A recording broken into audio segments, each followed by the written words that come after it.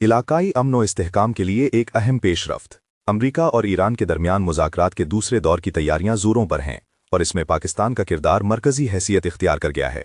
सफारती ज़राए के मुताबिक दोनों मुताहारिफ फ़रीक़ैन के दरमियान जंग बंदी में मज़ीद 45 रोज़ की तौसीह पहली और फौरी तरजीह है और इस मकसद के लिए आलमी बरादरी सरगर्म अमल है।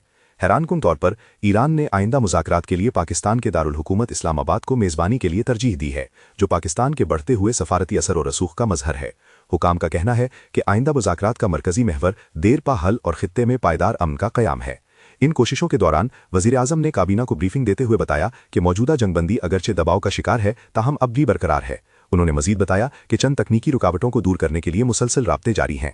पाकिस्तान का ये फ़ाल किरदार न सिर्फ इलाकाई कशीदगी को कम करने में मुआवन साबित होगा, बल्कि अमरीका और ईरान के देरीना ताल्लुकात में मौजूद बर्फ पिघलाने का सबब भी बन सकता है, जिसके मुस्बत असरात पूरे खित्ते पर मुरत्तब होंगे। अब देखना यह है कि पाकिस्तान की ये सफारती कोशिशें कब तक कामयाब होती हैं और इस्लामाबाद में होने वाले मुमकिना मुज़ाकरात खित्ते के मुस्तकबिल के लिए क्या नई राह हमवार करते हैं।